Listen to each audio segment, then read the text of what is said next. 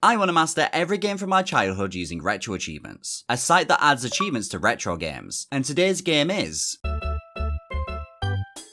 Super Mario 64 was released on the Nintendo 64 in 1996, and it's considered one of the best 3D platformers and single-player experiences of all time. But what if it wasn't single-player? Well, today, me and my best friend Matt are going to be playing a multiplayer version of Mario 64, filled with funny moments, new mechanics, insane boss challenges, and time trials that almost destroyed our friendship. With a total of 29 achievements to grab, it's time to dive into the most difficult game both of us have ever done. As we jump into the game for the first time, we can already see the co-op changes coming into effect. We have both Mario and Luigi on the save file icons, and as we launch a brand new save file, we are treated to the game instantly changing to split screen, with Princess Peach talking to both of us. Dear Mario and Luigi, please come to the castle. I baked a cake for you. Yours truly, Princess Toadstool.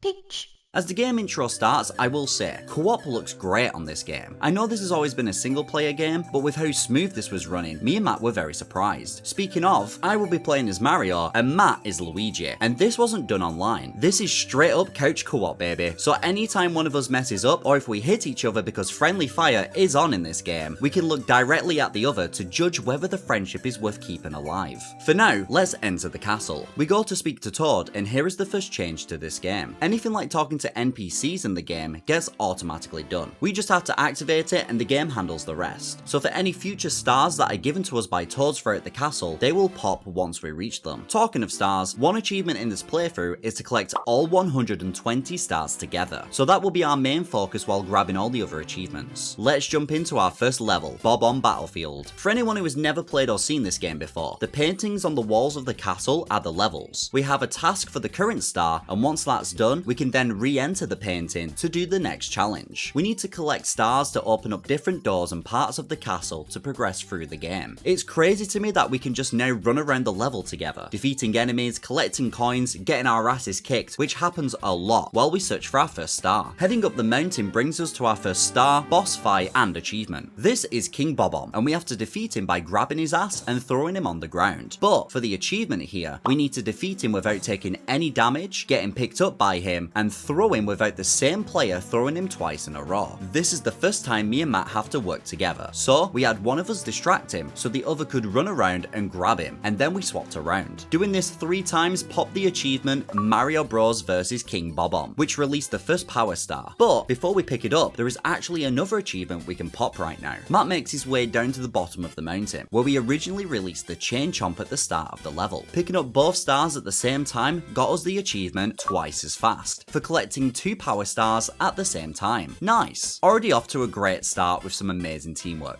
And honestly, just enjoy these nice and easy moments, because I wasn't joking when I said this is the hardest game me and Matt have ever played. Jumping back into Bob-omb Battlefield, we can now race Cooper the Quick for the next star. We just have to beat him to the top of the mountain. Me and Matt split up during this, but ended up meeting again about halfway up the mountain. And while sprinting, I did a long jump and somehow bounced off of Matt's head, sending me all the way back down the mountain. We managed to make our way up to the top, winning the race and grabbing the star. The next star required us to unlock the cannons of this level by talking to the pink Bob-ombs. From here we can make our way to a floating island to grab the next star. In every level there are 8 red coins to collect. By splitting up, we collected all 8 coins in this level to grab the 5th star. For now, that's all the stars we can get here, so let's unlock our first star door and head into the level Whomp's Fortress. As we spawn in, we are greeted with a text box that teaches us a brand new mechanic to the game. While one of us crouches, the other one can jump on their head to get a boost, which springs us up into the air. This is going to come in handy later on. Covering the game mechanics for a second, let's talk about lives in this game. As me and Matt ran off to explore the level, Matt falls here, but instead of dying, he gets turned into a bubble. Similar to the new Super Mario Bros games, as long as he can reach me, I can pop him out of the bubble, and by doing that, we unlock the achievement Get Me Out of Here, for releasing your partner from a bubble after they have died. If both of us die though, we then get kicked from the level and we have to start again. We make our way to the top of the fortress to take on our next boss, King Whomp. Similar to King Bob-omb, we just have to defeat him without taking any damage and by taking turns ground pounding him. Now you would think that this massive walking brick would be the main problem for us, but our first attempt was actually ruined when Matt went flying into me and damaged me, sending himself back down to the bottom of the fortress. We had a good laugh, restarted the level and went to climb the fortress again, but we got distracted by a sleeping piranha plant. This should be the easiest enemy in the game to defeat. But somehow we died here. If this doesn't tell you how the playthrough is gonna go, we died to a sleeping plant. Anyway, we got back to the boss battle, and the final hit popped the achievement Mario Bros vs King Whomp. Our next run took us to the very top of the fortress, where I politely waited for Matt so we could grab the next star together. By climbing this tree at the start of the level, an owl comes out which we can grab and fly up into the sky with. I tried a couple of times to land into the cage where the star was located, but it was Matt who took over and managed to bounce off the side into the star. By activating the cannons on this level, I was able to fly up to this pole, and by performing a sick jump kick, I got glitched in time. By tapping A again, I flew out and managed to collect the next star. We then searched around the level for all 8 red coins. I spent ages creeping up to grab the coin next to this sleeping piranha plant, only for Matt to come speeding by, ruining my stealth mission. The final red coin, Matt really wanted to grab. I just watched as he landed on the thwomp and slid off into the abyss. He then came back up, I popped his bubble, and he fell again. Third time lucky, he grabbed the final red coin to get the star. After leaving Whomp's fortress, I remembered from back in the day that if you look up into the light in the middle of the castle, you can activate a secret level. Here is where we unlock our first power up in the game, the wing cap. The level spawns us in already flying, and we have 8 more red coins to collect here, and I will say,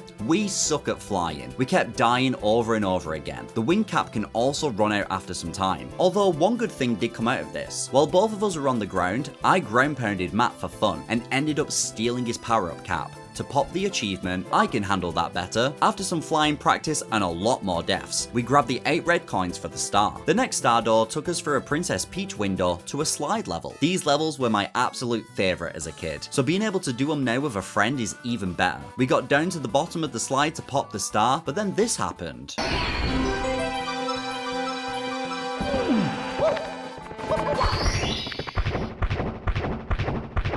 Nothing game breaking, just a funny moment of Matt being stuck on my head. Next up we have Jolly Roger Bay, our first water level of the playthrough. I started the level by punching Matt and he started to chase me down, which led us to a sunken ship and a massive eel. After some time the eel left and we entered the ship. By unlocking the chests in the correct order, it drained the water, allowing us to grab the first star of this level. Jumping back in, I found another chest puzzle, and after some trial and error, I grabbed the star. Next we had to bait this eel out of his hiding spot, but as he was leaving, he ended up killing both of us. Heading back in, we got the eel to leave again and grabbed the star hanging off of its tail. The red coins were up next. Some were hidden in clams, some were on the ship, and others were up super high. This next part, we actually found out that the cannons can glitch on us. As Matt fell through while I was in the cannon, it actually broke the game, causing us to reset. By blasting over to these pillars, we find the golden box holding the star. The next star we actually can't get at the moment, so we leave the level. But before leaving through the door, I remembered about a hidden entrance inside this room. By jumping up and going through this hall, we were met with a secret underwater level with some of the best video game music of all time. We grabbed the red coins to get the star and moved on to the next level, Cool Mountain. We start this level off by heading into a chimney, which leads to a slide. Right away, we both fall off during the slide, but on the next attempt, we finish and head outside to collect the first star of the level. Up next, we have an achievement we can grab. On this level, there is a little lost penguin that we need to find and take home to his mama. This little penguin is a pain to pick up. Either the game is buggy or me and Matt are just crap at the game, because it took us like 5 minutes to pick up this penguin. However, this version of the game has added in a second baby penguin for us to find. So, by finding and holding both of the baby penguins, we can pop the achievement Partners in Ice, for both players to hold a baby penguin at the same time. We take the babies back to the mama to pop the next star, and then, as is tradition when it comes to Super Mario 64, we took both baby penguins to the cliff and, well...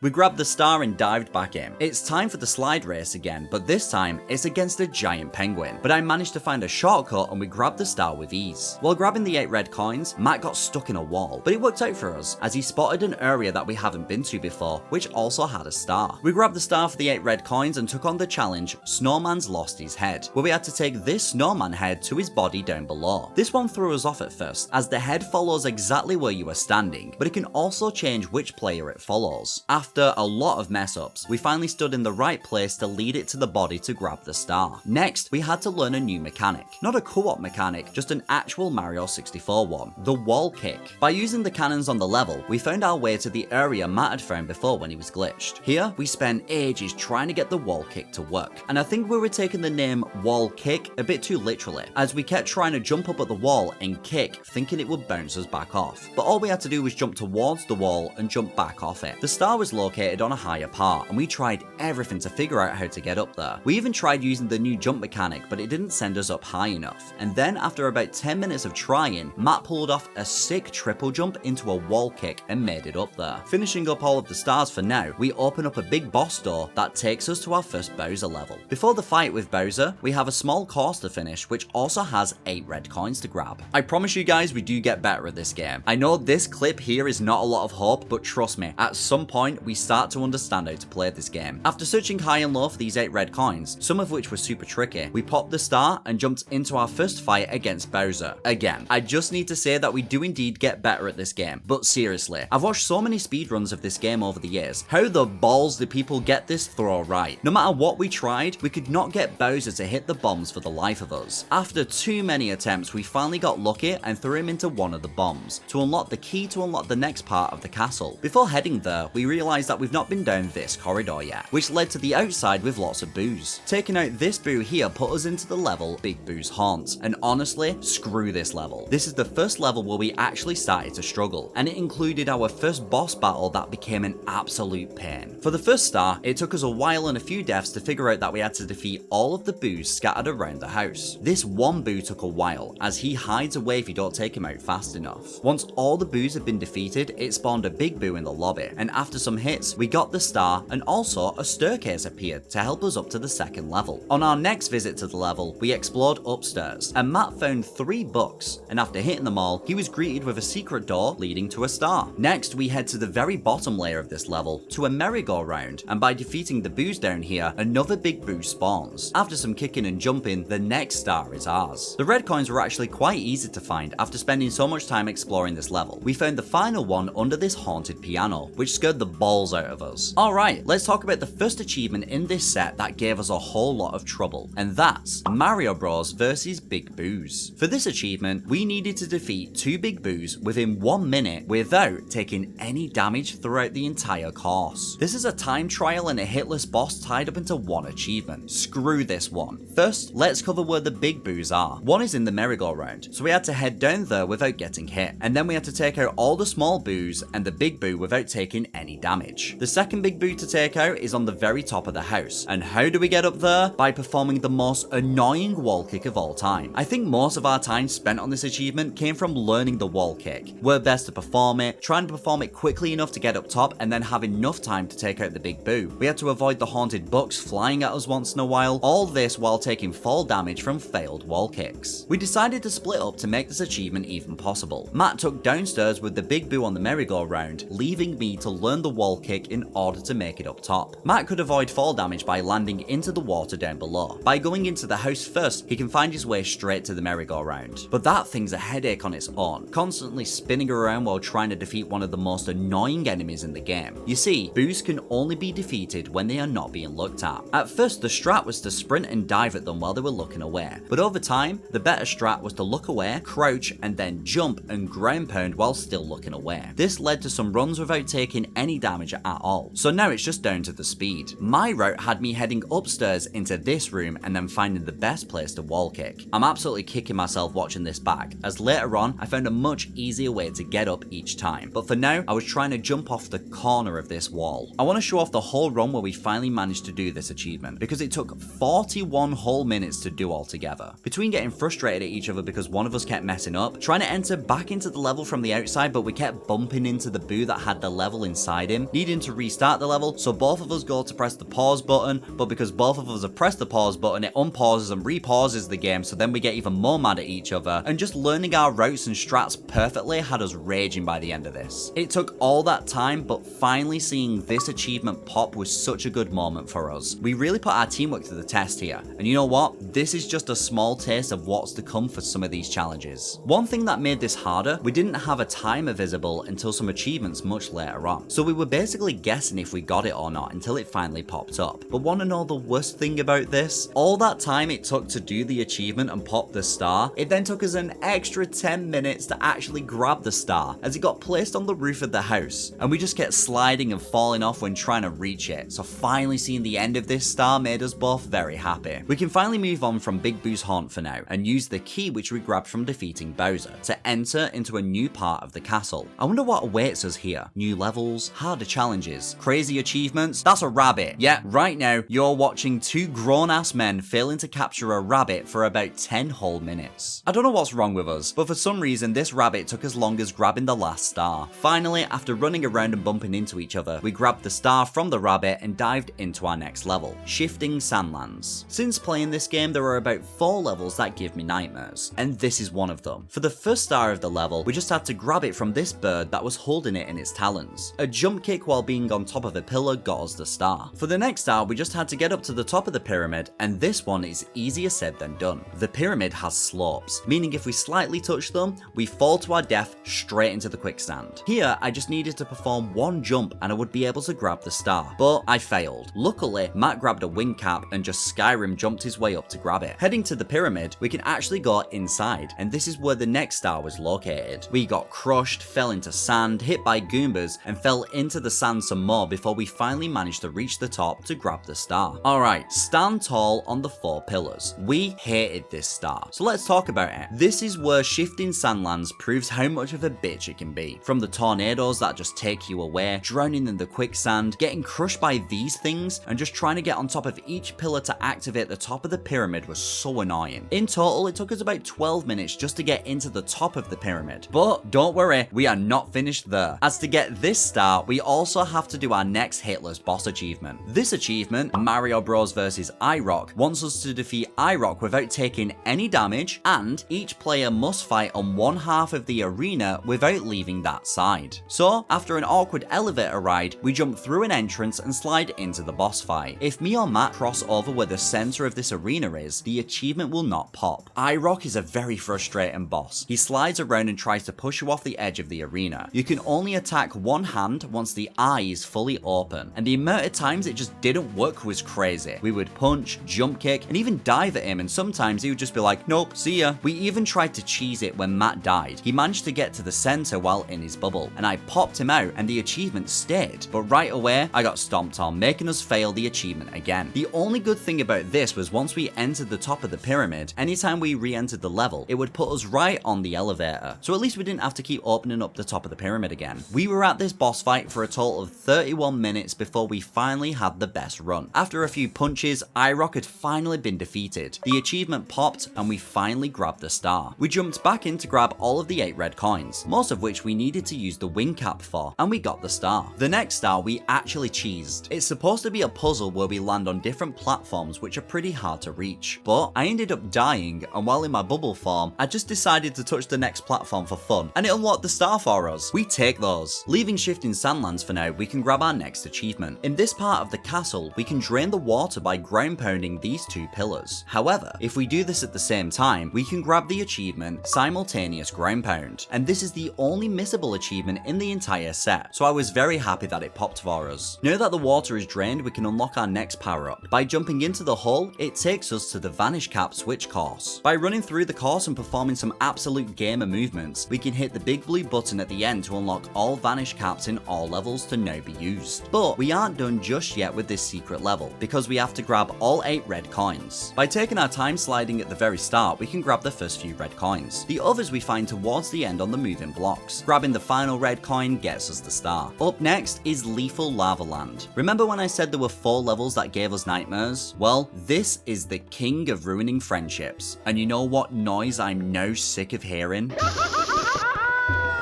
The first star we end up finding after moving this log over the lava. The 8 red coins are super easy, with all of them being on this Bowser puzzle. Maybe the easiest star in the whole game. Next we had to defeat this big bully, and get used to seeing this guy, as soon he's gonna become more hated than Bowser. After some jumping, kicking and running around, we push him into the lava to grab the star. Bully the Bullies is up next. Heading to this platform right at the back of the level, we find 3 small bullies. After some time we manage to knock them into the lava, which reveals another big bully. We push him swim into the lava and grab the star. Right, now it's time. You are about to see me and Matt attempt the hardest achievement done on this channel so far, and that's Mario Bros vs Big Bullies. For this achievement, we need to defeat both big bullies, that's the solo one you saw before, and the big one that only appears after taking out the 3 smaller ones. We have to defeat those 2 big bullies without getting pushed by them, taking any damage at all throughout the course, and there's a shell in the level that we're not allowed to use, and all of this has to be done within 45 seconds. 45 friggin' seconds. I won't lie, I'm surprised me and Matt are still friends after what I'm about to put him through for a single achievement. First things first, we need to plan out a route to take for each bully. Then, we need to learn that route without taking any damage, and then perfect it with speed in order to do this. This becomes 10 times harder in co-op, as it all depends on both players having complete focus. One little mess up from either player and it's an instant reset, so you better hope that you have some patience with each other. I decided to go left. A long jump gets me over the lava to the platforms and then the Bowser puzzle. From there, I'm able to make it to the big bully for the fight. The bullies are a headache on their own. No matter what we tried, we would always get pushed by them, even at times when it shouldn't be possible, and that deactivates the achievement right away. Matt tried a different route at first for his. He had to take a route which included tons of long jumps over lava, avoiding other bullies throughout the level just to make it to the 3 smaller bullies. Then, you would have to figure out the best way to defeat them in order to spawn the big bully. After trying these routes for a while, we realized it just wasn't going to work. We had found this route from another user attempting the same achievement, but they were much better players than us. The route that Matt was trying to take just had too many chances to make mistakes. So that's when we decided to take my route for both bullies. We got to this achievement after playing for about 4 hours that day, and after an hour of attempts and many deaths, we got some sleep, came back to it, and this is important, as the next day, we finally switched on the timer, so now we can see how close we're actually getting to completing the achievement. By taking the same route, we long jump over the platforms one after another, so that way we don't risk jumping into each other. Then, I wait at the first big bully, while Matt uses a floating platform to head on over to the smaller bullies. And now we just have to time when we kill both big bullies. You see, when a big bully is defeated, it spawns the star, and this takes up a few seconds where we have to wait for that animation to finish. So, by trying to take them out at the same time, we can avoid wasting time here. This run right here was our first successful attempt at the challenge, and I seriously thought Matt was going to give up and just hate me after what happened. He managed to make it all the way without getting hurt, and took out all 3 small bullies with no problems. I had the easier job of taking out the solo big bully, and I don't know if the pressure got to me, but watching Matt easily do his route and knowing that if I mess up here, it will ruin everything. But when I went to defeat my bully, it ended up pushing me for a slight second, causing the achievement to disappear. I felt horrible. At this point, we had been attempting this achievement for 2.5 hours altogether, and I had the easiest part, but we both knew that we'd come too far to just give up. It was almost done, and after all the practice we have had over the past couple of days, we picked ourselves up and gave it some more attempts, and 20 minutes later, this is the run.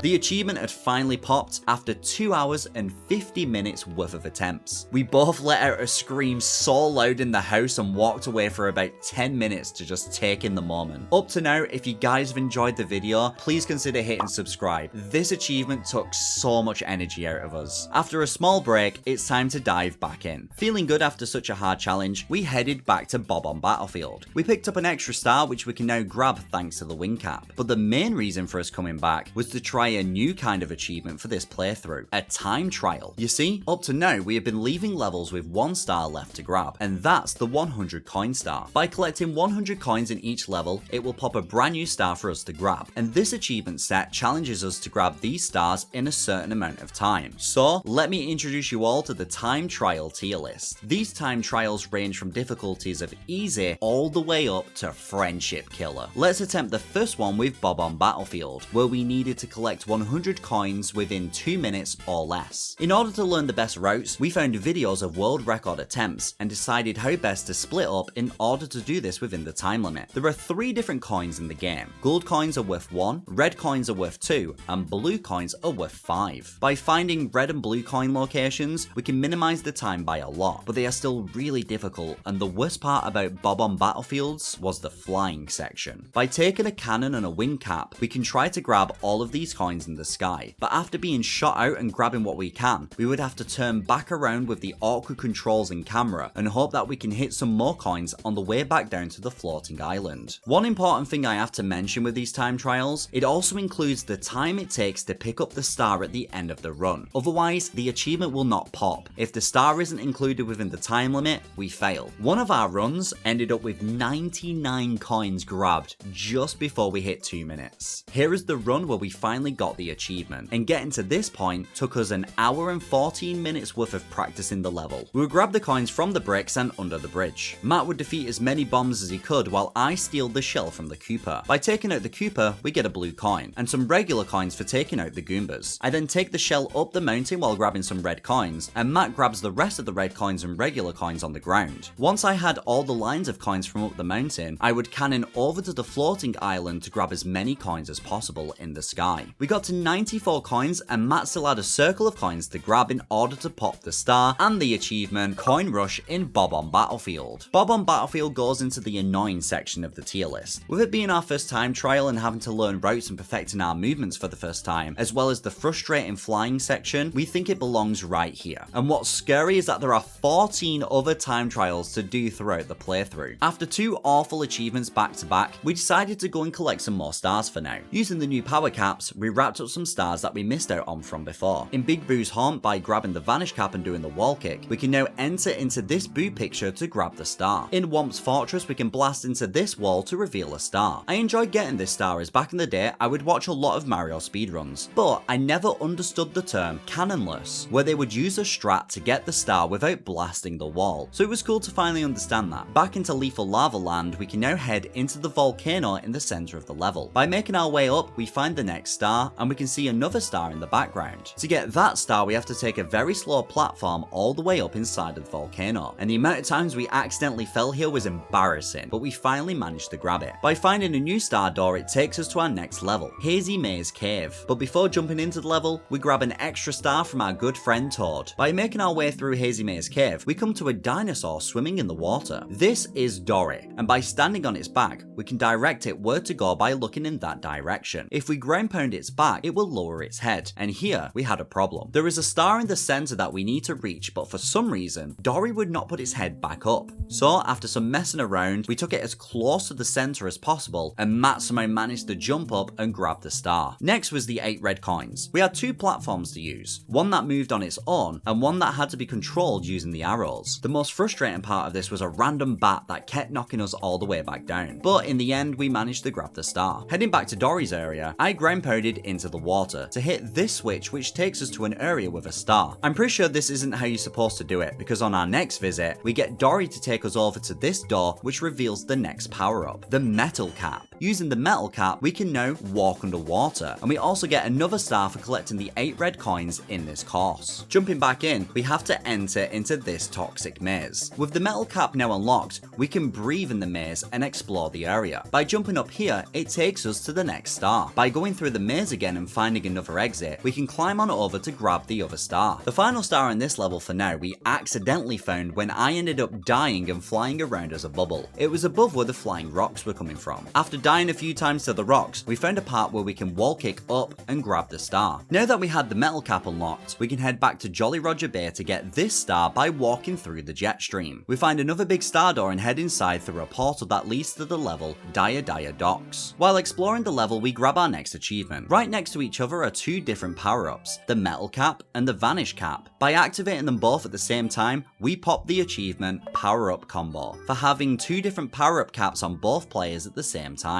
By pressing this switch and taking some bricks up to the submarine, we grab the first star of Dire Docks. When we return to the castle, a hole has now appeared, and by entering, we find ourselves in the next Bowser course. While making our way through, we grab the 8 red coins. The place was filled with lava and tricky jumps, but we managed to find all of them, grab the star, and take on Bowser for the second time. Even with all our practice so far, it still took us a long time to throw Bowser into the bombs. We defeated him and grabbed the key to the next area of the castle. Before heading there, let's wrap up what we can in Dire Docks. We have another chess puzzle for a star. By making our way above the submarine, we find a bunch of poles that we can jump on and travel around. By being careful, we can grab all 8 of the red coins for the next star. Matt then grabbed the Vanish cap and grabbed this star by walking through the barrier. Then, by grabbing the metal cap, we got this star in the jet stream. By swimming through these 5 rings behind the manta ray, the next star revealed itself, and for now, Dire Docks is finished. So, let's tackle the next time trial achievement at Whomp's Fortress. For this time trial, we need to collect the 100 coins in 1 minute and 20 seconds. Me and Matt did our usual thing. We checked out the whole level first to figure out where the best routes are going to be. Luckily, Whomp's Fortress has a lot of enemies that drop blue coins, lots of gold coins in small areas, and a blue coin switch. The hardest part of the level is navigating it, as a lot of the coins are in awkward places like the moving platforms or places that require some practice jumps to get the speed needed. After dying quite a few times, we had this run. While Matt heads up top, I grab the first blue coin from a piranha plant. I grab a ring of coins, and Matt has grabbed a couple of coins plus a red coin. By putting on the metal cap, Matt can now easily defeat the 2 piranha plants up top, while I grab a bunch of coins on the bottom. The blue coin switch puts us on a total of 85 coins, and after a few extra enemies, I perform this jump to grab the last few coins to pop the achievement Coin Rush in Whomp's Fortress. Altogether, it only took us 7.5 minutes to learn this time trial, so it's our first level to go into the easy tier. It just about misses out on the fun tier due to the falling off the stage, but it's a nice break after the Bob-omb battlefield level. After how well that went, let's jump into another time trial, Jolly Roger Bay. This one has to be done in 1 minute and 40 seconds. We panicked when we heard how fast it needed to be, because swimming in this game is slow as balls. But to be honest, this level doesn't have a ton of coins to grab, so after exploring the whole level, this is the run we had to pop the achievement. By splitting up, Matt can grab this box for 3 coins. He then heads into the water while I go off to the right hand side to grab a red coin. Matt grabs a ring of coins, and then I grab a ton of coins by turning on the switch to get over to the ship. I then grab the 3 red coins on the ship while Matt gets the rest of the underwater coins and heads into the cavern where he can find a blue coin switch. After grabbing 89 coins, I go for the last red one, and Matt grabs a line of gold coins and finishes off the time trial by taking out a single Goomba, popping both the star and the achievement Coin Rush in Jolly Roger Bay. After another easy time trial, altogether, this only took us 12.5 minutes to learn. It doesn't go into the fun tier due to the swimming being slow, bumping into stuff underwater, and falling off the ledges going over the ship ruined a couple of our runs. With that, let's go back to back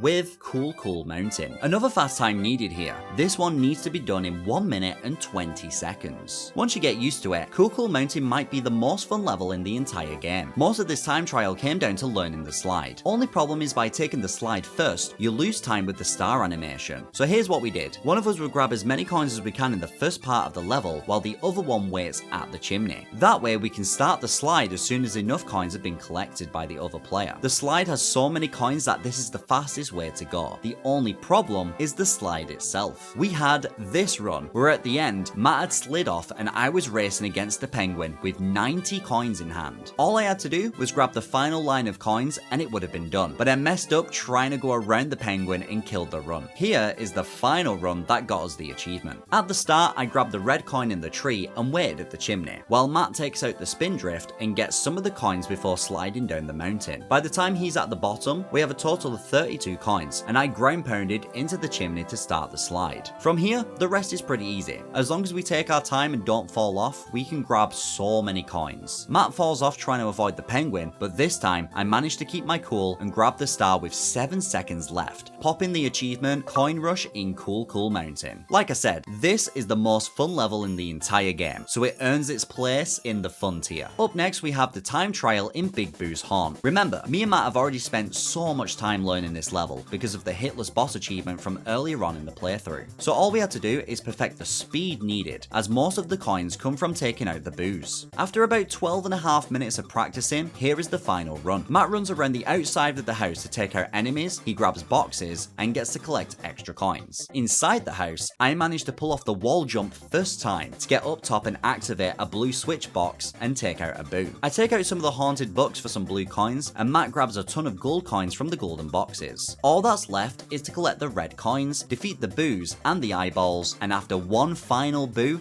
the star and the achievement Coin Rush in Big Boo's Haunt is ours. This one still goes into the annoying category. It might have been easy right now, but it took all of the time from earlier on to learn the routes, the best way to defeat the enemies, and the dreaded wall jump. Still feeling confident, we wanted to do one more time trial before carrying on with the other levels and stars. And that's where we come to Shifting Sandlands, a level that's already caused us quite a few headaches. This one is terrible. We have quicksand, bob-ombs, shy guys, porkies, tornadoes, frustrating slide mechanics, the boxes that squash you, and so much more bullshit that this really stressed us out. I'd love to tell you guys that this one only took 10 to 15 minutes to do, but after 37 minutes of dying, failing, shouting at each other, watching speedruns to try and learn the best ways to go, and trying to pair this with getting coins on the outside and then heading into the pyramid, which, by the way, if you die inside the pyramid, you will always end up back inside unless you go into a completely different level, leave that level, and then go back to finally being on the outside of the pyramid again. For now,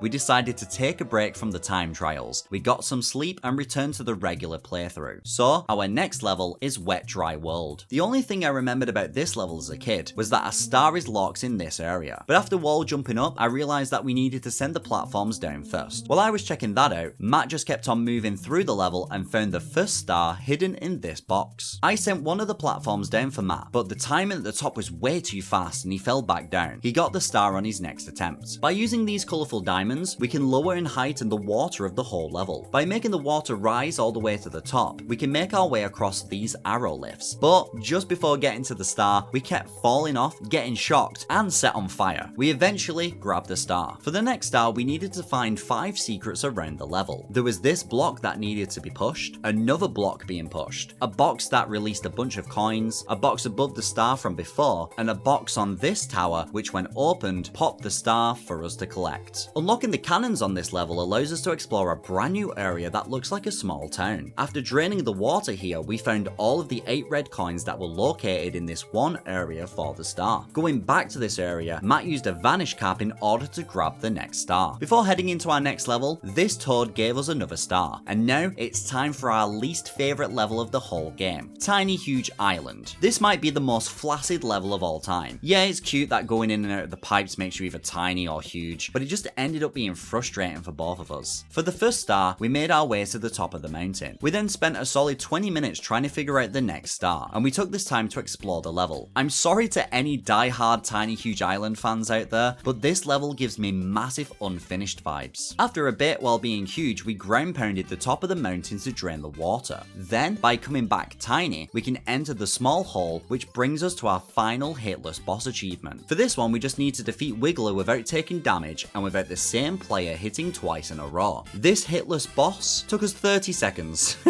Yeah, thankfully, after all the frustration with the bullies and the boos, the game was finally nice to us for once, and the Wiggler died super fast and popped the achievement Mario Bros vs Wiggler. Jumping back into the level, by becoming small and taking out these piranha plants, we can earn the next star. Up next, Cooper the Quick is back. This time we gotta race him down the mountain, and it's a pretty short race for the star. For 5 itty bitty secrets, while being big, me and Matt have to find 5 tiny locations, and after popping all of them, the star revealed itself on a tiny island miles away. By activating some bricks, we can make it over. The 8 red coins on this level are located underneath where the Wiggler boss was. By baby crawling to the entrance, we can grab all 8 coins inside to pop the star. Finally, we can leave Tiny Huge Island for the next level hidden behind this random ass wall, Snowman's Land. This time we have a Chili Billy to defeat. By letting all of our anger out from earlier on, we take him out in 3 hits to grab our first star. By heading upwards, we come towards a giant snowman head and a big penguin. By hiding behind the penguin, we can get past without getting blown away from the snowman's head. But because of the ice physics, I slightly went out of place behind the penguin and got blown away. On the next turn, I got past the penguin and Matt was begging me to just make it up with how frustrating this has been so far. But of course, like a dumbass, I ended up slipping on absolutely nothing and fell all the way back down into the snow. After getting up, I ran forward without thinking and somehow ended up in this new area inside of an igloo. And I remember just screaming out of anger, "Where am I?" And we had to take a few minutes away from the game to just stop laughing. By exploring this area, we find our next star. Matt ended up losing his hat on his second try, but he finally got past the penguin, grabbing the star from the big snowman head. We found a star hidden in a massive ice block, so we set up some triple jumps to try and make it in there. We got pretty close a few times, and after a bit of practice, we landed inside to get the star. Here, we are supposed to jump on the Spindrift's head to get up, but while trying, we ended up taking all of them out. So, for the actual first time in this playthrough, we used the jump on each other's head mechanic to cheese our way up, grabbing a star out of this box. Heading back to the area and actually landing the jump on the Spindrift this time, we find a second box which contains a Koopa shell. And here is how we get the 8 red coins on this level. It's just a path to follow with a couple of the coins being over the ice, which is why we needed the shell in the first place. After wrapping up that star, it's time for the next level, Tall Tall Mountain. You will fall a lot on Tall Tall Mountain. Within the first 30 seconds, we have already fallen twice. Heading up the mountain to these mushrooms, we can grab the 8 red coins first. 4 were on these mushrooms, and then I had to head up this tiny course where I jumped up to grab the rest to pop the first star of the level. By getting right to the top of the mountain, we can grab the next star. Let's talk about the monkeys on this level for a second. They are so annoying, and they also steal your hat. I spent ages trying to get my hat back, so I totally missed Matt getting the next star, which ended up being on a random ass mushroom out in the distance. While exploring, I ended up dying and the bubble tried to take me towards Matt, but it got stuck, which was a happy accident as there's a star here. So, with a very well timed jump kick, I was able to grab it. Matt got damaged right at the end of the animation, which led to this moment which gave us a good laugh. Here we go!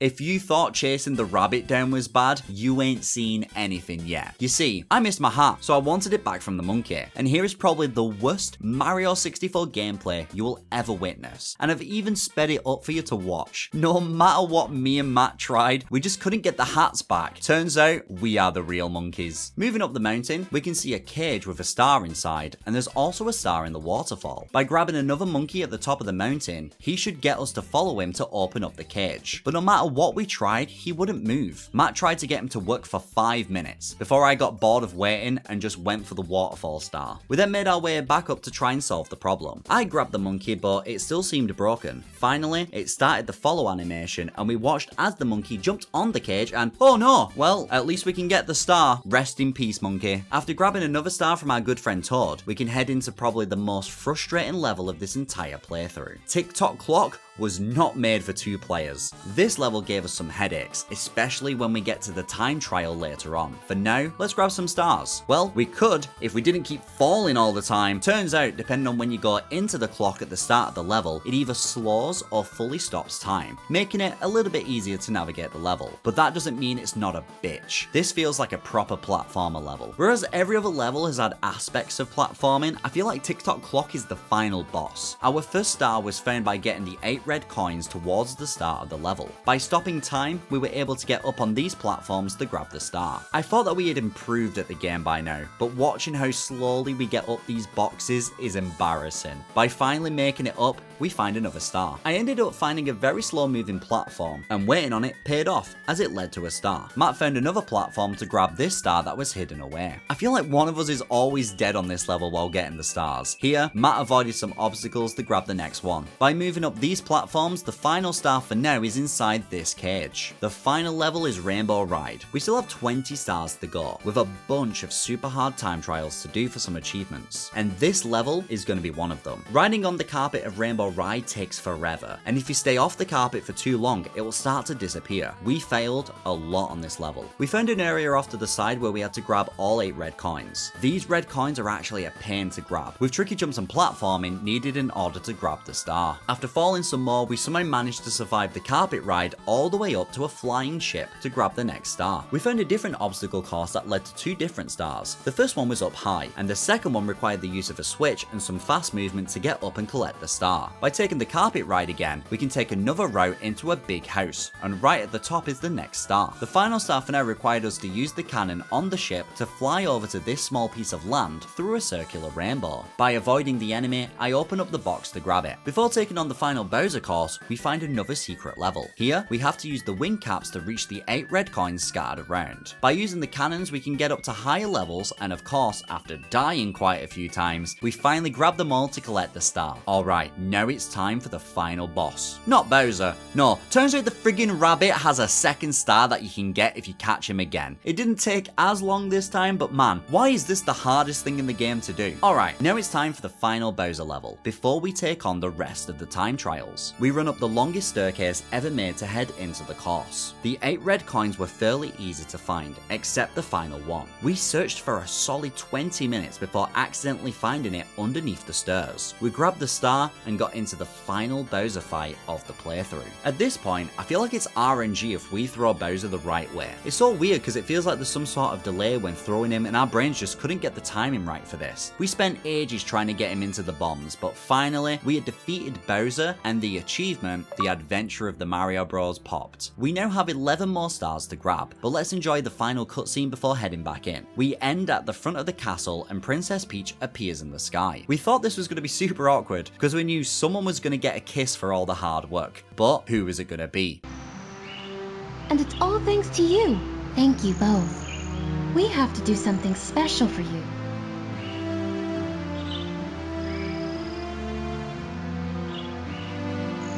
We both got one. Let's go. She then said something that sounded like a threat.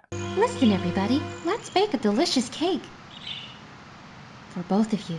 We took a quick break while the credits rolled, and now it's time for the last few time trials. Let's do this. Up first is Hazy Maze Cave. It's a pretty big level, so we have to collect 100 coins within 3 minutes for this one. There's a lot of enemies to defeat, the rocks to avoid. We have to head into the maze area and also work on collecting the red and blue coins where possible. On our first practice run, we only got 57 coins within 4 minutes. So, after about 17 minutes worth of running the level and working out the best routes, here is the final run. We start off by taking out the scuttlebug and split up. I head the way of the falling rocks to pick up what I can, and Matt heads down the corridors taking out more scuttlebugs. Matt then takes out the scuttlebugs in this area and grabs some extra coins before heading into the maze. By this point, I've grabbed what I can from my route, so I head back. Matt grabs a metal cap and activates the blue coin switch to put us on 76 coins so far. I work on getting the red coins while Matt takes out any extra enemies he can find, like the bats. With only 10 coins left, Matt finds a row of 5 more, takes out a couple more enemies, and I grab the final red coin to pop the 100 coins, star, and achievement, Coin Rush in Hazy Maze Cave. Due to the sheer size of Hazy Maze Cave, poison gas, falling rocks, having to sit on the conveyor belt while it slowly goes for the red coins, we both agreed to put Hazy Maze Cave in the annoying section of the tier list. Up next is an old friend, Lethal Lava Land. And of course, this one has to be done in 1 minute and 20 seconds. This level will never give us a break. The worst thing about this level apart from the lava is the fact that there's not enough coins on the outside of the level, so at some point we need to head inside the volcano for a few more coins. Some easy coins to grab are the red coins on the Bowser puzzle, and most of the coins we already knew thanks to the bully achievement from earlier on in the playthrough. There are rings of coins near the bullies, and after a while we realize that we can use an item that we were banned from using earlier on, the Koopa Shell. With the Koopa Shell we can now ride on top of the lava. Inside the volcano are some quick coins to grab if we can just make our way up. The only problem is we only have a little single bit of time to grab them, as by the time we have everything from the outside of the volcano, it's already close to being over a minute for the run. On top of all that, if we run inside the volcano, we have to then backtrack to a different level to then reset back to the outside area, so each run took even longer. After an entire hour learning this level again, dealing with frustrating lava physics and enemies, here is the final run. We both ran forward to grab the Koopa shells. I take a very specific route to grab a ton of coins to end up at the Bowser puzzle. I only grabbed 7 of them though, not to activate the star animation. Meanwhile, Matt grabs what he can from the bullies. We grab the 5 coin from the eyeball and head into the volcano with 92 coins and 12 seconds to go. We grab the star with 20 milliseconds to go, popping the achievement Coin Rush in Lethal Lava Land. Of course, Lethal Lava Land is the first level to earn the Friendship Killer tier. Just everything about this level demanded complete perfection from 2 players at the same time, so the amount of trust you have to have in each other not to mess up is just too high. With this one, a single mess up and it's restart all over again. A well-earned spot honestly. Thankfully, we never have to play this level ever again. Let's get another frustrating level finally done. Shifting Sandlands. If you guys remember, we've already spent a solid 37 minutes trying to learn this time trial, from grabbing as much from the outside of the pyramid before heading inside the pyramid to get what we can from in there. We have to finish this one in a total of 3 minutes. Plenty of time to do it, but very frustrating with all the quicksand and annoying enemies. Altogether, it took an hour and 6 minutes to have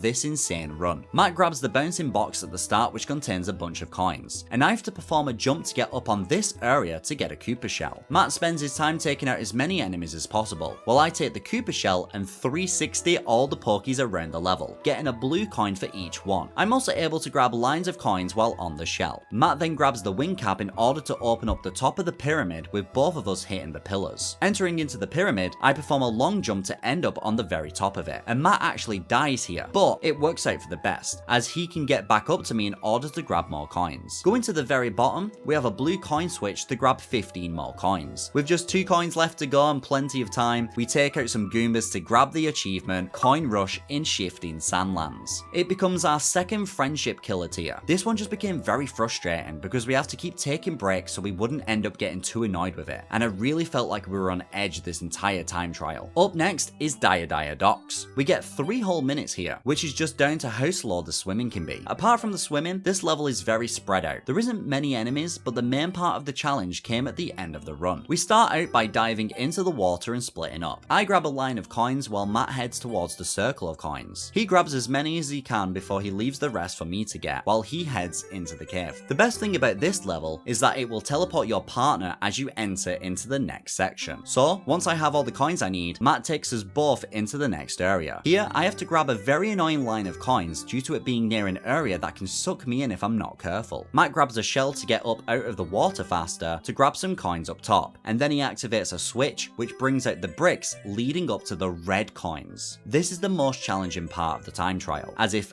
any of us fall here, we won't have enough time to get back up and we'll have to start the pole cycle all over again. After a few practice runs from before, I head on over to the blue coin switch, which puts us on 98 coins. And after grabbing the final red coin, we grab the achievement Coin Rush in Dire Docks, with just 10 seconds left to go. Honestly, this level was super easy. We didn't consider it fun due to how devastating it was whenever we fell near the red coins part, but altogether, it only took us 15 minutes to learn this run, so a very nice easy tier for Dire Docks. Let's head into Snowman's Land next. Snowman's Land has a lot of enemies. From the Snowmen, Spindrifts, Moneybags and Shy Guys, we have a lot to take out. This one wasn't as easy as the others. For such a big level, we only get 2 minutes and 30 seconds here, so learning as much as possible really pays off for us. It took 17 minutes in total for us to learn this run. By splitting up, Matt heads to the Moneybags to take him out, while I defeat some Spindrifts and grab a red coin. I take out another Moneybags and Matt grabs some coins from a snowman. Heading over to the Spindrift section, I had to perform this perfect jump in order to grab the shell. From here, I can focus on getting the red coins, while Matt runs around to grab any extra coins he can find. Using the shell, I can make my way up this slope to the igloo area. There's a ton of coins and enemies in here for us to collect, and by using the Vanish cap, I can head into this ice block to grab the coins locked inside to pop the achievement Coin Rush in Snowman's Land. We did this one with an entire 30 seconds left to go, so we were very proud of this one. We put it into the annoying section due to the jump needed on the spin drifts. Trying not to bump into any of the walls or obstacles with the Koopa shell was really annoying, and just getting to the igloo in general was a pain. Wet Dry World is next, with a time of 1 minute and 30 seconds needed to pop the achievement. I won't lie, earlier in the playthrough, I didn't like Wet Dry World at all, but the more we played it, the more it grew on me. Having to learn the jumps needed to get up top, like this triple jump, filled us with a lot of momentum when pulled off right. We started to feel like mini speedrunners. Here is the run we did for Wet Dry World. I head on over to get rid of this block and carefully line myself up for a triple jump to get up top. While doing this, Matt is able to grab some coins from a blue coin switch, putting us on 33 coins already. The level has boxes around that drop a ton of coins. We collect rings of coins and destroy more bricks and boxes to get us up to 79. I destroy a final box, grab a line of coins and defeat this Chuck here to get us on 99. And Matt grabs the last one to pop the achievement, Coin Rush in Wet Dry World. This one goes into the easy section. It almost made the fun section, but I had trouble learning the triple jump, so it just about misses out. While heading into Tall Mountain's time trial, I've just realised we've lost our hats. We must have lost them ages ago, but at least this time we don't have to chase the monkeys around. So we have 3 minutes in order to do this one, and me and Matt were a bit confused. We spent our time learning the level like normal, heading up the mountain, finding wind shortcuts, and grabbing red coins, and for the life of us, we couldn't figure out why there wasn't enough coins in the level. So I had a little look online and found this out. There's a friggin' hidden slide on this level? What? That's so strange because it wasn't part of any stars. So now we just have to learn our way up the mountain and use this slide in order to do the run. And here is what we did. After dropping in, I run backwards and take a wind shortcut to a higher level, while Matt heads up from the bottom of the mountain, grabbing as many coins as possible. I defeat the Chuck here and head towards the log, while Matt grabs some red coins on the mushrooms down below. Matt ends up falling down, and just as I bring Matt back to life, I die to the cannonballs. After taking out some Goombas and grabbing some more coins, we take the hidden entrance to the slide, with a minute and a half left to go. From here, it's super easy. We pick up plenty of blue and gold coins, take a really tight turn, and make our way to the bottom. We panicked for a second as we couldn't make it up the final slope. With 30 seconds left to go, we take out some Goombas, and I grab the final 2 red coins to pop the achievement, Coin Rush in Tall Mountain. It only took us 15 minutes to finish, but we died so many times learning this one. We almost failed that run right there if not for the bubble mechanic. So this is the first level to make it into the tier of this is bad. And speaking of bad, it's time to take on Tiny Huge Island. After searching the level, we discovered that any enemies that we can kill with a ground pound while being tiny rewarded us with a blue coin. So with that in mind, we planned out some routes that would take out as many enemies as possible, while collecting what we can on the way around the level, and this is the run that we had. I rushed up to the top of the mountain to grab the coins up there, while Matt grabbed a couple of extras. We then jumped into the pipe to become tiny and ground pounded as many enemies as possible. 1 minute in and we're already close to 50 coins. I managed to defeat the Koopa to steal its shell, getting another blue coin. The crazy thing was our original route had us going for the red coins inside the mountain, but this new route was much easier and faster. With one final giant Goomba and a struggle of a final jump, we popped the achievement Coin Rush in Tiny Huge Island. Tiny Huge Island goes into Friendship Killer, as me and Matt argued the most on this level compared to any others. The level just didn't make much sense, which made us get more angry with each other. So seeing the end of it made us very happy. Up next, we have the hardest time trial of the entire playthrough, and what I believe should have been the true final level of this game, Tick-Tock Clock.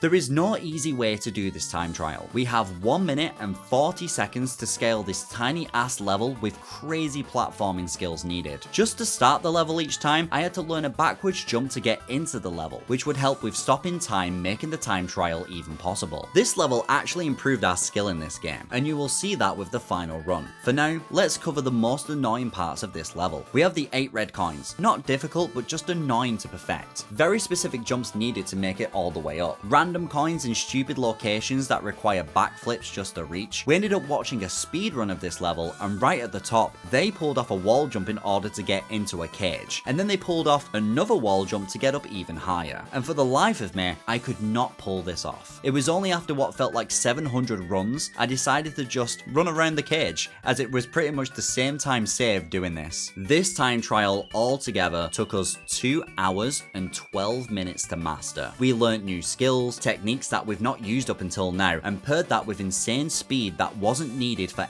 any of the other time trials. So here it is. This is the entire run of Tick-Tock Clock. I'm gonna let the whole thing just play out, as this does a better job at explaining the run than I ever could.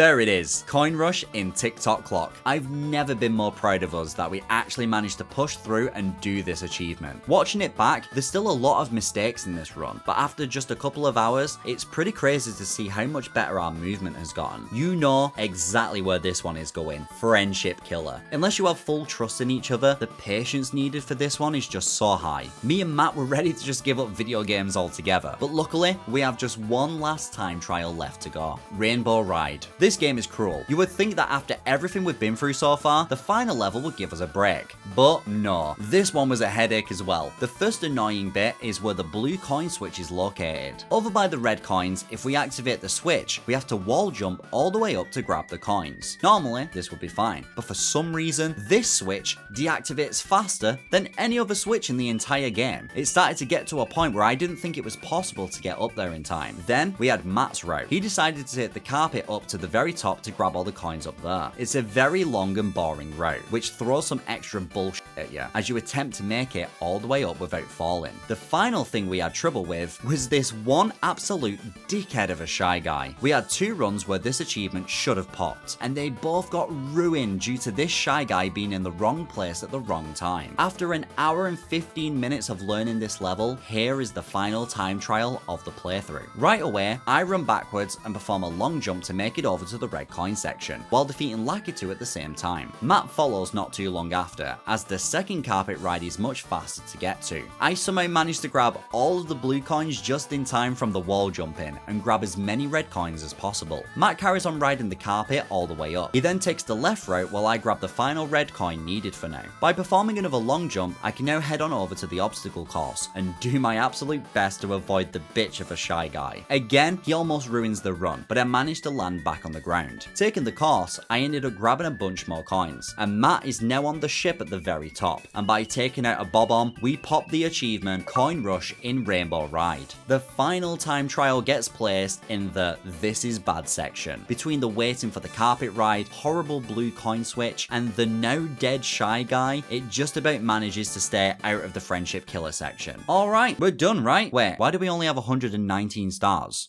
That final time trial was supposed to pop the final one. Maybe we have to defeat Bowser again for the final star? Alright, so me and Matt made our way all the way through the annoying Bowser course again. Spent some time throwing him around, and right at the end, didn't get a star. What are we missing here? We checked through all of the stars, and it turns out we are missing one secret castle star. It's on the friggin' slide level of all places. The reason we didn't get this before is because you need to finish the slide with a time less than 21 seconds. It all comes down to this. stars. After collecting 119 stars, taking on insane hitless boss challenges, stupid hard time trials, learning every corner of this damn castle, and honestly, just having a great time together. A huge thanks to Matt for putting up with this insane co-op playthrough. We managed to go down the final slide in 20 seconds to pop the final star and achievement of the playthrough. More fun together. Finally mastering Super Mario 64 Split Screen Multiplayer. If you enjoyed, be sure to check out the other achievement runs on the channel. And if you want to know the next game that we're going to master, all you have to do is subscribe. Thanks for watching.